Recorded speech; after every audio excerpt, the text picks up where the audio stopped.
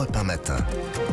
7h11 sur Europe 1. Dimitri Pavlenko, vous recevez ce matin la journaliste Anne-Sophie Jeanne. Bonjour Anne-Sophie Jeanne. Bonjour. Bienvenue sur Europe 1. Vous êtes journaliste au Point. Il y a presque 20 ans, juillet 2003, à une époque où on ne parlait pas encore de féminicide. Marie Trintignant tombe dans le coma après des coups violents assénés par le chanteur Bertrand Cantat.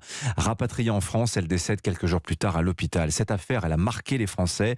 Vous lui avez consacré un livre, il s'appelle Désir noir. Ça paraît demain chez Flammarion.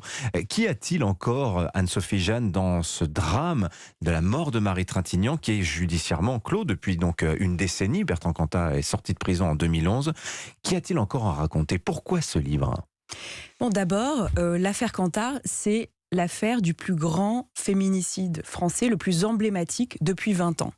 Donc, c'est pas même si finalement dans les faits c'est un féminicide comme un autre, on pourra en reparler, c'est l'affaire la plus emblématique et elle symbolise, elle cristallise tout ce qui est tout notre échec autour de ces questions en tant que société. C'est-à-dire qu'il y a quand même un chiffre qui est absolument ahurissant. 80% des auteurs des féminicides avaient déjà été signalés. C'est-à-dire que c'est un scandale français. Et cette affaire, elle permet de raconter ce scandale. Oui, parce que vous dites finalement, il y a une sorte de banalité tragique dans cette affaire-là qui ne se signale pas finalement par rapport à d'autres drames du même genre. Toutes ces femmes, toutes ces anonymes qui tombent sous les coups de leurs compagnons.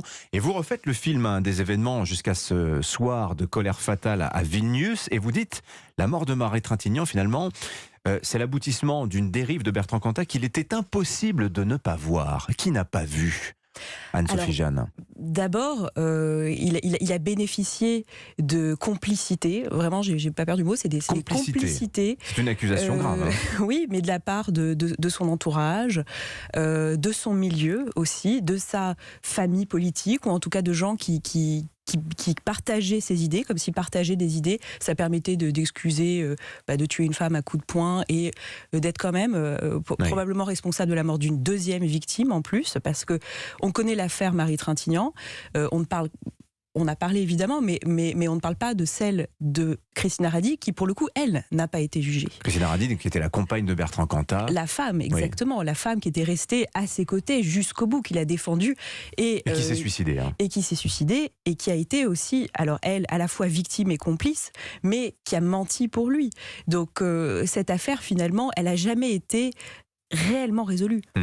Alors vous dites, Bertrand Cantat va faire une tentative de suicide aussi, ou plutôt met en scène une tentative de suicide. C'est ce que vous racontez, ça fait partie des révélations aussi de votre livre. Si on peut en dire un mot peut-être, Anne-Sophie Jeanne.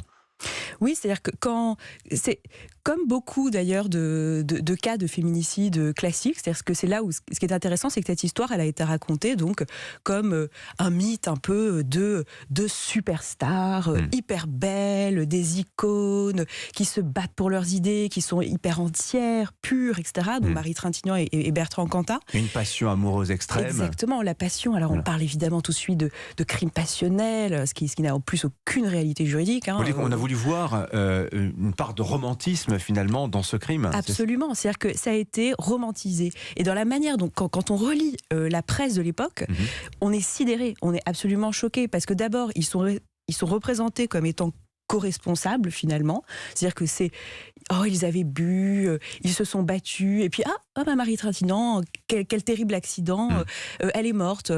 Il y a une histoire aussi qui est restée, c'est-à-dire que moi je l'ai vu à titre personnel. Anne-Sophie Jeanne, justement, ce que vous racontez là, c'est-à-dire en fait il y a des communicants qui vont bâtir une histoire que les médias vont gober, ou bien c'est plus subtil que ça. Vous dites il y a une indulgence spontanée des médias, une sorte de complaisance au nom de la transgression rock'n'roll. Bertrand Cantat est un garçon extrême parce que c'est un rocker, et bon finalement voilà, ça c'est tragique, mais c'est pas plus grave que ça, quoi.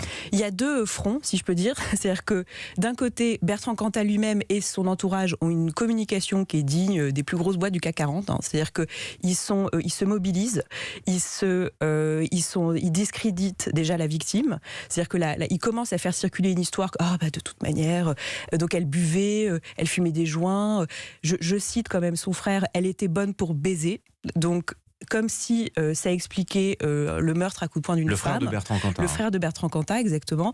Donc on est en Afghanistan chez les talibans, quoi. C'est-à-dire qu'une femme n'est pas vierge, elle peut être tout à fait assassinée. C'est quand même complètement. Alors c'est pas un assassinat, mais elle mérite la peine de mort.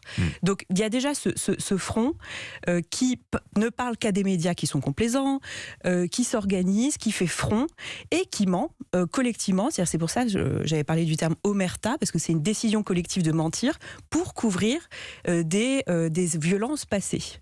Donc ça, c'est le premier front. Ensuite, du côté de la société et des médias, etc., cette affaire, elle est complètement donc romanticisée. C'est-à-dire que voilà, c'est la dimension politique finalement de ce drame-là. Exactement, parce que Bertrand Cantat, il appartient au camp du bien, parce que c'est un homme de gauche qui se bat pour des idées, etc. Et donc les féministes, on les entend pas. Les politiques, finalement, oui, il y a certaines indignations, etc.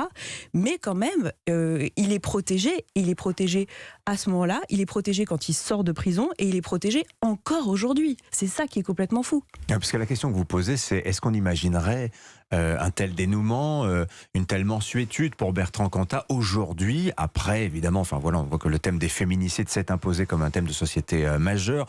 C'est le combat du quinquennat aussi voulu par Emmanuel Macron au nom de l'égalité entre les femmes et les hommes.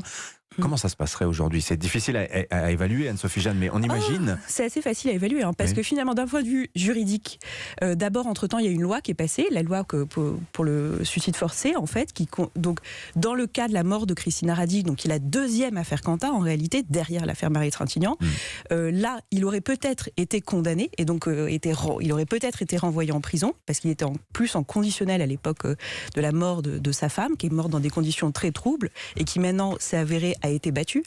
Et d'un point de vue médiatique, etc., j'aimerais vous dire que les temps ont changé. En partie, les temps ont changé, mais pas tant que ça, parce que vous savez, dans le cadre de mon enquête, j'ai essayé de contacter, je sais pas, Caroline de Haas, Cécile Duflot, etc., qui tweetent quand même du matin au soir sur les violences conjugales, frapper une femme c'est mal, etc.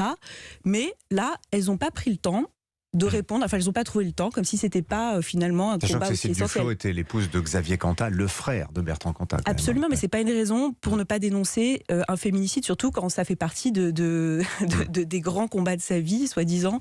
En tout cas, là, il y avait personne. Et quand on a été d'ailleurs attaqué avec Le Point pour diffamation par Bertrand Cantat, on a bénéficié d'absolument aucun soutien de féministes non plus.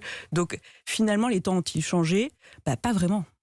Merci Anne-Sophie Jeanne d'être venue nous voir ce matin sur Europe 1. Je montre sur europe1.fr la couverture de votre livre qui s'appelle Désir noir. Ça paraît demain chez Flammarion. Merci d'être venu nous voir ce matin. Merci. Bonne journée à vous.